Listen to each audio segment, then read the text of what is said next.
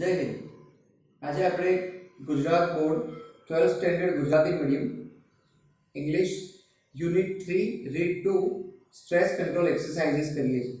આની પહેલાંના લેક્ચરમાં આપણે હાઉ ટુ મેનેજ સ્ટ્રેસ શીખ્યા છે. Now how to control stress through exercises એ શીખવા જઈ રહ્યા છે. તો let's start. Short meditation 1 means the first type of meditation in a short way. Point number 1, make yourself comfortable and close your eyes. Be comfortable, be relaxed. एकदम शांत feel करो, आंखों बंद કરી દો.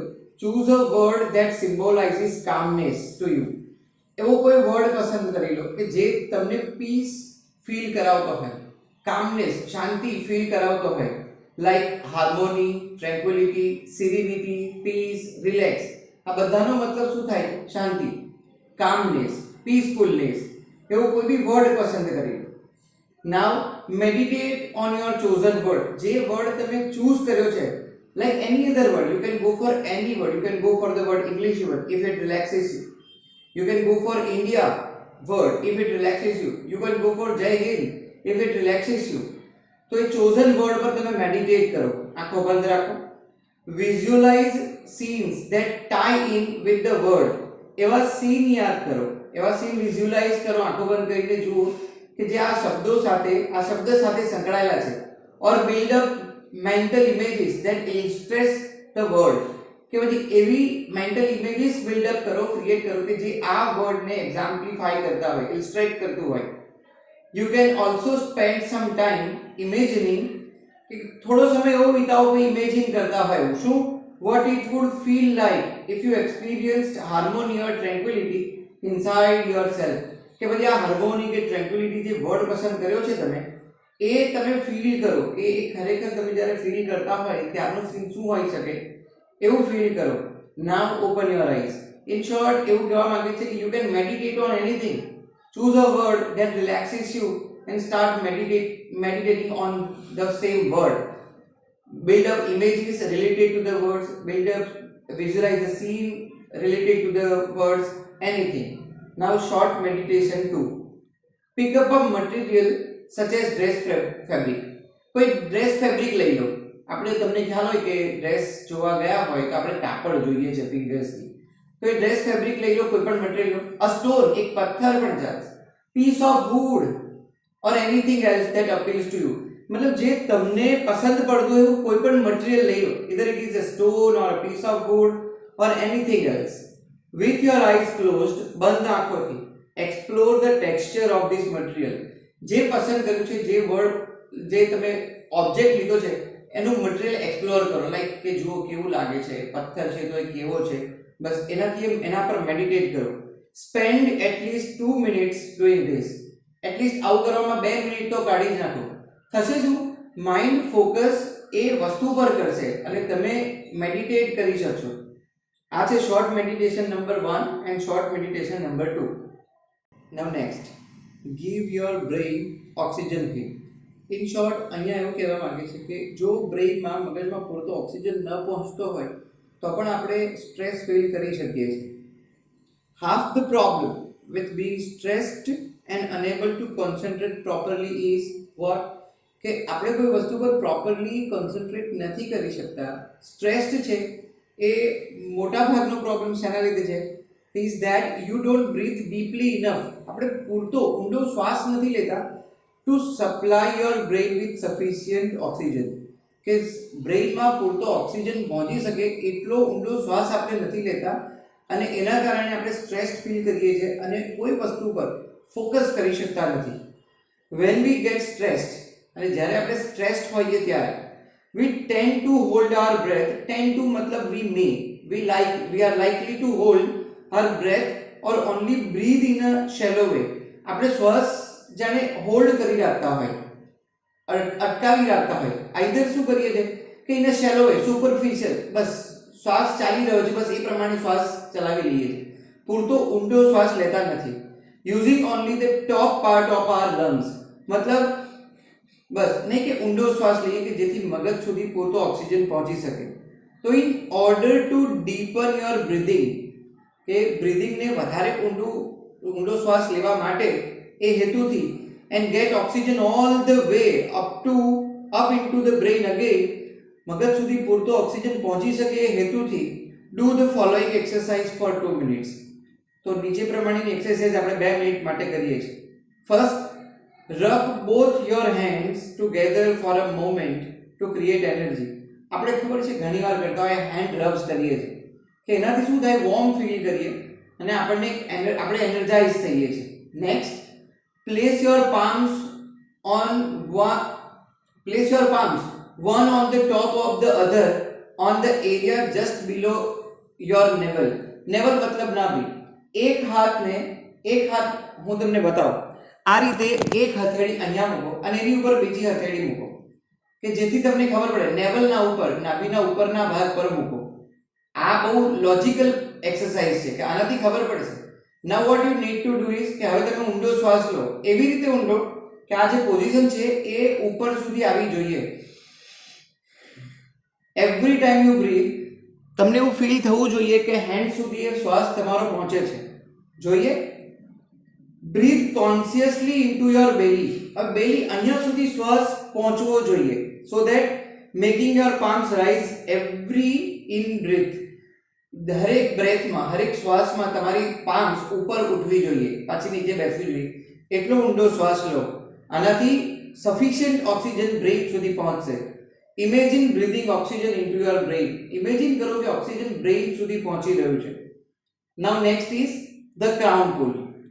When we breathe, there is a microscopic movement of the cranial bones, which in turn allows the cerebrospinal fluid to move freely through the spinal columns and the skull.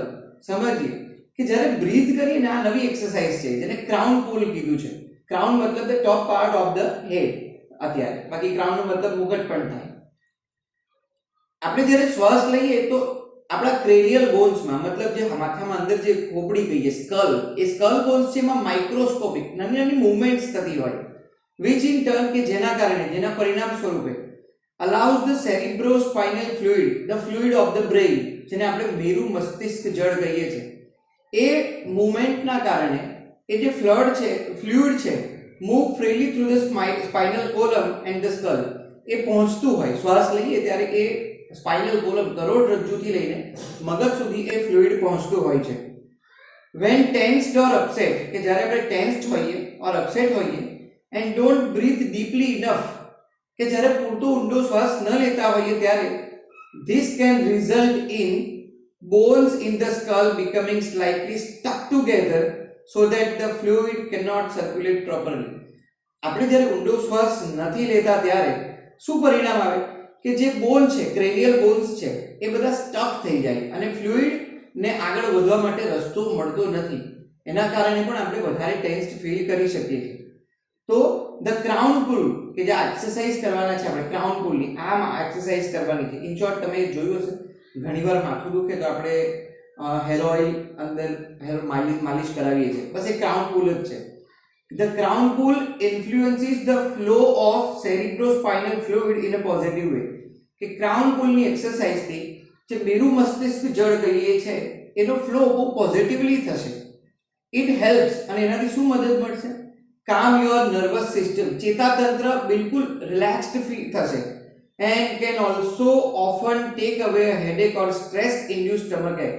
અને એના કારણે મેરુ મસ્તિષ્ક જળ, સેરિબ્રોસ્પાઇનલ ફ્લુઇડ જે positively flow કરશે, એના કારણે ઘણી બધી વાર માથાનો દુખાવો, હેડેક કહીએ છીએ, કે સ્ટ્રેસ ઇન્ડ્યુસ્ડ સ્ટમક એક, કે ભાઈ સ્ટ્રેસના કારણે પેટમાં દુખાવો થતો હોય. ઘણીવાર આપણે ગભરાઈ જઈએ તો સૌથી પહેલું ઇન્ડિકેશન પેટમાં મળતું હોય, જેને આપણે કંઈક ઘાસકો પડ્યો એવું લાગતું હોય, તો એમાં બી તમને રિલેક્સ્ડ ફીલ થાય છે, as well as helping you think clearly. તમે બહુ જ ક્લિયરલી વિચારી પણ શકો છો. તો વિચારો કે નાની નાની મૂવમેન્ટ પણ જે ક્રેનિયલ બોન્સમાં થાય છે એ કેટલો મહત્વનો ભાગ ભજવે છે, અને એનામાં ખૂબ મહત્વનો ભાગ ભજવતો હોય તો સેરિબ્રોસ્પાઇનલ ફ્લુઇડ છે. એક્સરસાઇઝ કરી. Place both of your hands with your fingers like combs on the top of your head. મતલબ આ રીતે કોબ જેવા બંને હાથ તમારા top of the head, crown part પર મૂકી દો, રાઈટ? સો ધેટ કે જેથી little fingers are touching your hairline at the front. કે જે લિટલ આ ફિંગર્સ છે રાઈટ એ તમારી હેરલાઇન ને ટચ કરે આગળથી. ઇન શોર્ટ આ રીતે તમે તમારા હેન્ડ્સ કોમ જેવા મૂકી દેશો. Next, firmly press down onto your scalp. Scalp મતલબ the skin of the head. ઉપર જે હેડ સ્કિન છે ને એને સ્કેલ્પ કહીએ છીએ. એને થોડું ફર્મલી પ્રેસ કરો and pull your fingers away from the midline. અને midline થી ફિંગર્સ ને થોડી પુલ અપ કરો, આમ કરીને આગળ વધો. combing outwards with each hand. કે જ્યારે આમ કરતા હોય ને આમ કરતા એવું લાગવું જોઈએ midline થી, આવું કરતા એવું લાગે. now place your hands in the same way higher up on the midline of the head. હવે અહીંથી થોડા ઉપર લઈ જાઓ, અહીંયા સેમ એક્સરસાઇઝ કરો and repeat the same procedure. now place your hands even further back on your head. હવે હજુ પાછળ લઈ જાઓ રાઈટ, અને ત્યાં પણ સેમ પ્રોસિજર ફોલો કરો. towards the back on your head, towards the crown and repeat the procedure. હવે શું કરો, બસ ત્યાંથી પાછા અહીંયા આવો અને અહીંયાથી પાછા આમ પુલ કરતા કરતા રાઈટ પાછળ જાઓ આગળ આવો. આને ક્રાઉન પુલ એક્સરસાઇઝ કહેવાય છે. આનાથી જે ક્રેનિયલ બોન્સ સ્ટક થઈ ગયા હોય છે અને જેના કારણે સેરિબ્રોસ્પાઇનલ ફ્લુઇડ નો ફ્લો અટકી જાય છે અને એના કારણે આપણે સ્ટ્રેસ્ડ ફીલ કરીએ છીએ, એમાં ખૂબ રાહત મળી રહે છે. Now mental quick fixes means if you cannot go for crown pull, if you cannot do short meditation, if you cannot do proper oxygen head exercises, you can do the following exercises. Number 1, put on some music you like. मनपसंद गीत શરૂ કરી દો, મનપસંદ music વગાડવાનું શરૂ કરી દો and dance through the room. બસ અને મ્યુઝિક ના ટ્યુન પર રિધમ પર ડાન્સ કરવાનું શરૂ કરી દો. This creative activity, આ જે સર્જનાત્મક પ્રવૃત્તિ છે એ શું હેલ્પ કરશે? It exercises the right side of the brain. એનાથી રાઇટ બ્રેઇન ને એક્સરસાઇઝ મળશે and it helps rebalance your brain. અને બ્રેઇન રીબેલેન્સ થશે means you would feel balanced. Second one, get a fish tank. એક fish tank લઈ લો, aquarium right, માછલી ઘર, and watch the fish swim around languidly. અને fish ને જુઓ આમ તેમ સ્વિમ કરતા જુઓ લેંગ્વેજલી, કે ફિશ કેવી, ફિશ એફર્ટ થી નહીં સ્વિમ કરે, એ લેંગ્વેજલી વિધાઉટ એફર્ટ સ્મૂથલી જે સ્વિમ કરે છે એને જોયા કરો. This allows your mind to કામ ડાઉન. અને આ જોવાથી તમારું મગજ જે છે ને એ કામ ડાઉન થશે, રિલેક્સ ફીલ કરશે. ઇન શોર્ટ જોયું તમે બંને activity, it distracts your mind from stress, અને તમે સ્ટ્રેસ નહીં ફીલ કરો અને બીજી એક્ટિવિટીમાં ઇન્ડલ્જ થશો. Third one, write down all your worries. જેટલું પણ ટેન્શન છે, જે પણ વસ્તુનો પ્રોબ્લેમ છે એને લખી કાઢો. Putting them on a piece of paper, એને પેપર પર લખવાથી gets them out of your head. એ તમારા મનમાંથી બહાર, મગજમાંથી બહાર નીકળી જશે. ઇન શોર્ટ તમને ફીલ થશે કે તમને જે પ્રોબ્લેમ છે તમે કોઈ સાથે શેર કર્યો છે. અને અહીંયા એક ફાયદો છે કે પેપર પર લખવાથી એક ફાયદો છે કે કોઈના સુધી એ પહોંચી નહીં જાય, કે કોઈને આપણે જ્યારે આપણા ફ્રેન્ડ સર્કલમાં પણ કહેતા હોય કે કોઈને કહીશ નહીં આમ તેમ, તો એ પણ એક સ્ટ્રેસ છે કે કોઈને કહી દેશે. અહીંયા એક ફાયદો છે કે એ પેપર પર જ રહેશે. Fourth one, get out into nature and walk. Go for a walk there for no reason, go for a walk into the nature. Next one, concentrate on what is right now rather than what might happen tomorrow. means think about present rather than of tomorrow. આવતીકાલે કદાચ શું થઈ શકે છે એનો વિચાર કરવાને બદલે હમણાં શું છે તમારી પાસે એનો વિચાર કરો, એના પર ફોકસ કરો, તો પણ તમે સ્ટ્રેસ ફ્રી ફીલ કરી શકશો. Next, sing in the bath and use the shampoo bottle as a microphone. see na, bathroom singer, બાથરૂમમાં ગાવાનું શરૂઆત કરી દો અને શેમ્પુ બોટલને માઇક્રોફોન એઝ્યુમ કરી લો, તો you would feel relaxed, you would feel very happy, glad. next, nobody is perfect. કોઈ સંપૂર્ણ નથી. and who wants to be nobody? અને કોને nobody બનવું છે, right? mistakes are okay means to err is human. માણસ માત્ર ભૂલને પાત્ર, ભૂલો તો થાય જ છે, પણ એને વળગી રહેવું કે ભાઈ આ કેમ થઈ, બસ હવે ન થાય એની કાળજી રાખવાની છે. બાકી mistakes are okay, એ થાય જ છે. delete the phrase I can't from your vocabulary. આપણા માઇન્ડમાંથી, બ્રેઇનમાંથી એક ફ્રેઝ કાઢી નાખો, આઈ કાન્ટ, મતલબ હું નથી કરી શકતો. Better you would remember I can. I can't ને મગજમાંથી કાઢી જ નાખો. ઇટ ઇઝન્ટ કન્સ્ટ્રક્ટિવ, એ કન્સ્ટ્રક્ટિવ નથી, ઇટ ઇઝ ડિસ્ટ્રક્ટિવ. કે એ તો જે માઇન્ડની ક્રિએટિવ એક્ટિવિટી છે એને ડિસ્ટ્રક્ટ કરી નાખશે. And blocks your view of possible solutions.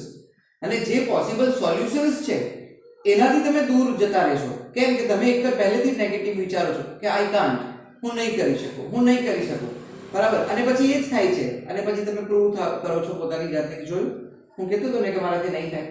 પણ when you think what you think you would become. Next, write a few lines with your other hand. Means if you are writing with your right hand, now practice to write something with your left hand and vice versa. मतलब you would engage more with your brain to write something onto the paper.